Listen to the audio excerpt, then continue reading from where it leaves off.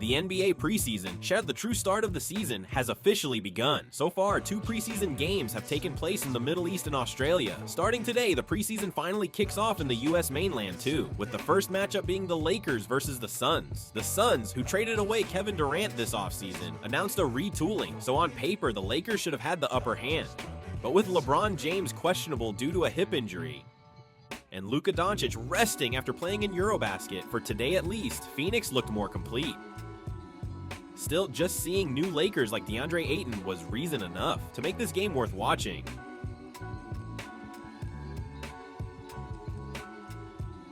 Surprisingly, the Lakers held up well against Phoenix's starters, and Austin Reaves opened their home preseason with a clean 3. Jared Vanderbilt even blocked Devin Booker's 3-point attempt, and Reaves drove to the rim using Ayton's screen perfectly. Of course, Booker, now playing as the starting point guard, was shooting well, and even with that extra responsibility, he looked sharp.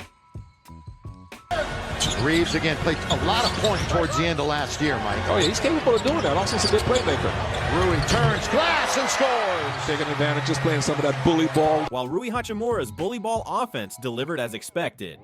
Though Ayton got called for offensive goaltending from being overly aggressive, he made up for it by blocking Grayson Allen's layup, showing flashes of what the Lakers want from him at center.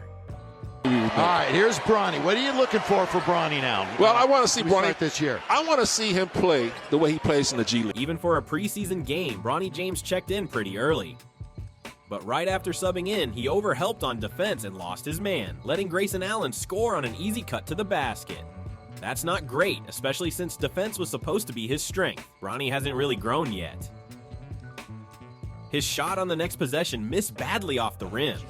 Despite the crowd cheering him on, his offense just wasn't clicking. The Lakers, who had held up early, started to lose ground. Bronny even fumbled an easy pass from a lack of focus.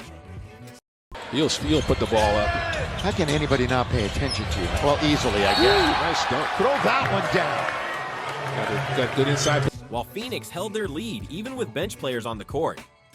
By the time Bronny was subbed out after a rough stretch, Phoenix caught fire from deep and ran away with momentum. The game clearly shifted right after he came in. Even after a timeout, Phoenix kept looking more organized, while new Laker Jake LaRavia committed a careless turnover.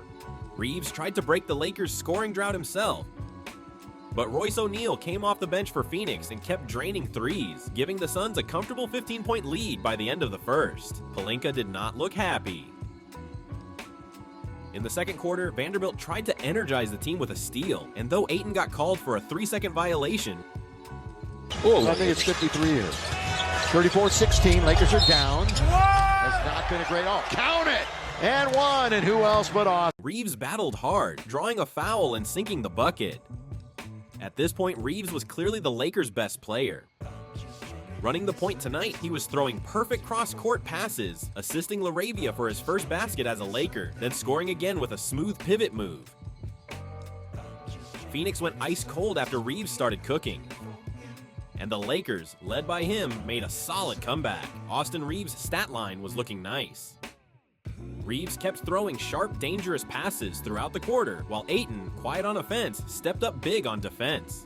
Ayton already had 2 blocks by then. Around this time, DeAndre Ayton's defense was even better than expected. Funny how a guy signed for offense was making his mark on defense instead.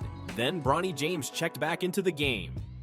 It felt like a risky move since the Lakers finally had some momentum going. But when Austin Reaves, who didn't really need a rest, went to the bench, the Lakers suddenly had no one left to run the offense, and they basically threw away all the progress they'd made.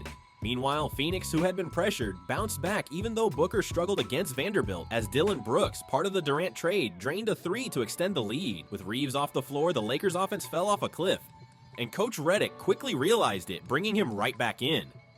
Yeah, I thought Kareem was my fault, but he never answers. Lob under to Jackson! Jackson Hayes! Then Reaves and Jackson Hayes teamed up for the best highlight of the night. It was really a showcase of Hayes' finishing ability. That insane alley-oop dunk could have completely flipped the momentum, but Booker immediately stopped the run with a tough and one. Look like you guys playing on the weekend. I'm going to get you and JJ together. Wow, look at that. Then added a skyhook that looks straight out of Kareem's playbook. Booker's leadership helped Phoenix maintain their cushion, and he showed off not just scoring, but great passing as well. Phoenix never really gave up their first quarter lead, and the first half ended with the Suns comfortably ahead. Even though the result didn't matter, the Lakers needed to show some fight, but Phoenix simply wanted it more. Even in the rebounding battle, the Lakers' sloppy transition defense only made things worse. From the looks of it, Phoenix could be a real dark horse in the West.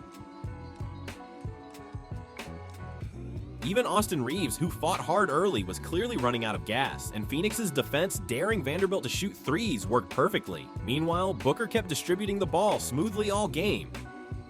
I wonder which city they're playing in China. Is it Beijing? Here is Booker. Oh, nothing but net. Nice shot. Knock it down. And showed he was in mid-season form with a fearless transition three.